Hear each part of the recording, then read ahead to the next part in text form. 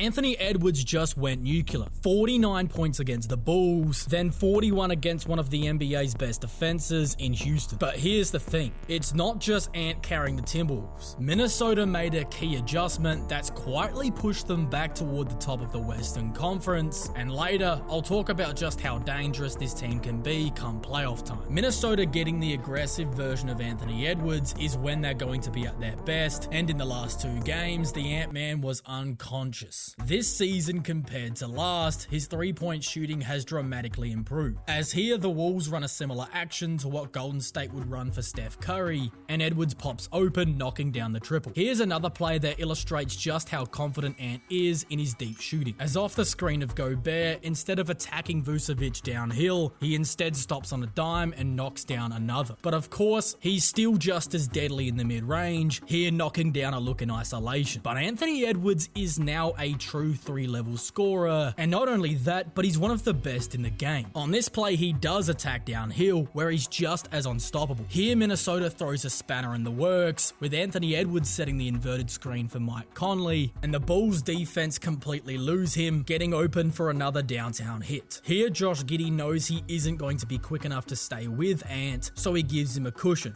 And of course, Anthony Edwards is just as happy with that, knocking down an open 3. His mix of great 3-point shooting, mid-range mastery, and paint attacking makes him an unstoppable force when he's feeling it. Here's an example of just how unpredictable he is to guard now, as Chicago saw this play earlier, where he stopped for the pull-up 3, so Williams thinks he's going to do it again, playing him much higher, only for Edwards to attack right downhill, getting to the basket for the finish. It's these off-ball situations that makes him really difficult to guard, here getting free off the Rudy Gobert screen. Here's the same off-ball action we saw earlier, and instead of pulling the 3, he goes right downhill for a tough finish off the glass. And if you've got a bad defender or you're a bad defensive team, he's going to absolutely cook you just like this. However, what happens when he goes against a good defense? Well, at the moment, he only puts up 41 instead of 49, as even the 4th best defense in the NBA was unable to slow him down. To start, the Rockets are in a drop coverage, not giving up the drive, but Edwards is more than happy to take these 3-pointers, knocking this one down. Now with Tari Eason, one of the Rockets' best defensive players, he uses a little shake and bake and knocks down the long 2 right over the top. The second he sees Jalen Green switched onto him, Ant licks his chops, getting into attack mode where he gets to that step back 3. Here the Rockets throw Ant a curveball by blitzing him, however, he's just too fast, losing both Brooks and Landale for the open layup. This play perfectly illustrates just how worried the Rockets were about Anthony Edwards. Here, sending the double team from the corner, allowing rookie Terrence Shannon to make a highlight of his own. I really like when Ant is able to come off of screens, here completely blowing by Şengün for 2 more. With Randall and DiVincenzo both out, Minnesota had to lean on more young guys, and Anthony Edwards wasn't afraid to find them, here drawing a crowd to kick it out to Clark for an open look. Off this screen, Houston blitz Ant again, but the same thing happens, as he's just too quick to be blitzed, getting right to the basket for 2. Minnesota did a really good job of hunting Şengün, as here it gives Anthony Edwards enough space to knock it down in a big moment. Now with the Wolves up 1, Houston send the blitz again, but this time they do have backside help. But at this point it didn't matter, as he barrels right through the chest of Dillon Brooks, finishing on the foul and 1. To have the strength and body control to make a shot like this is something we truly don't appreciate enough, because that is not an easy finish. Then moments later, they hunt Şengün again, allowing Edwards to pull up on the deep 3, knocking it down. Down the stretch of this game, Anthony Edwards went into basketball brilliance mode, turning a close battle into a blowout win, as Houston had absolutely no answers trying to slow him down, as no matter what they tried, it wasn't working. He was stepping back from 30 plus feet, splitting double teams, drawing contact and finishing plays, as there was virtually nothing the Rockets could do, and you know that the whole time he was talking smack, with 90% of that talk directed at Dillon Brooks. With these 2 monstrous performances, the Minnesota Timberwolves all of a sudden find themselves as the 6th seed in the Western Conference, and they could easily be much higher. There's only 4 games separating the Wolves from the 3rd seeded Denver Nuggets, but their struggles in the clutch have held them back. With a 4 14 and 18 record in clutch games this season, they could easily be much higher in the standings if they were to just execute better down the stretch. A big part of the issue, well, it's their offense. The floor isn't as well spaced as it was last year with Randle instead of Karl Anthony Towns, and Anthony Edwards' decision-making in clutch moments has been questionable. His competitive fire is undeniable, but at times it does work against the team. He wants to be the guy to take the final shot no matter what, even when he's double-teamed with a teammate wide open. If Ant can improve as a playmaker in these moments, trusting his teammates to make shots as well, the Wolves could easily be winning a lot more of these tight games and might already be back to the top of the Western Conference.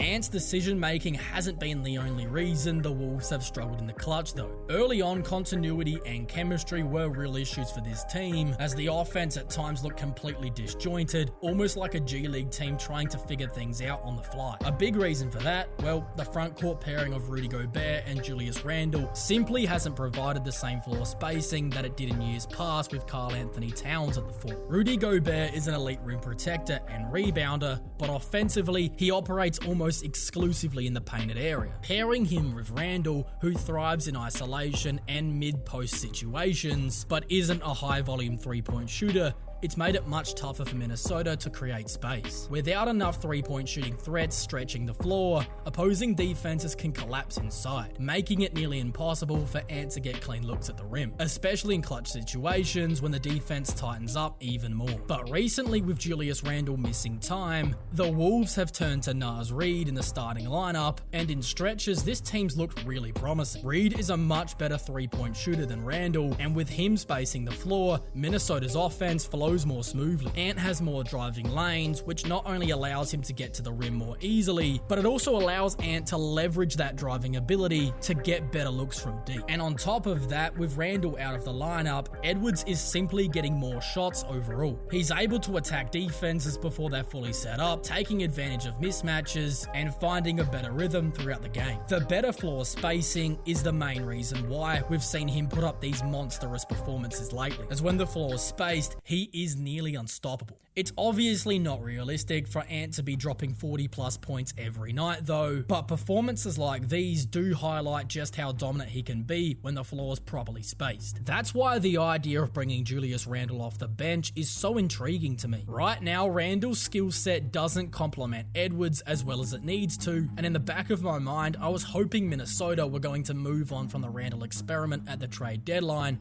but that never happened. The Wolves desperately need a better three-point shooter in that starting 5 to open up these driving lanes for Anthony Edwards. That's why it was such a brutal blow when Dante DiVincenzo got hurt. After Minnesota permanently inserted him into the starting lineup in place of Mike Conley, the team immediately started to turn things around. They had been struggling before the switch, but once they made the move, they won 4 of their next 6 games. DiVincenzo gave them 14 points a night on good shooting, as he gave a much needed ability to shoot and move without the ball, giving the offense a much needed boost, while also stretching the floor and making it much harder for defenses to load up on Anthony Edwards. But without that floor spacing, Minnesota's offense is more predictable, and the limitations of their current personnel is becoming more apparent. And unfortunately, they're going to have to ride with this for the rest of the season after not making a move at the deadline. Mike Conley, for example, played a huge role last season as a steady veteran presence,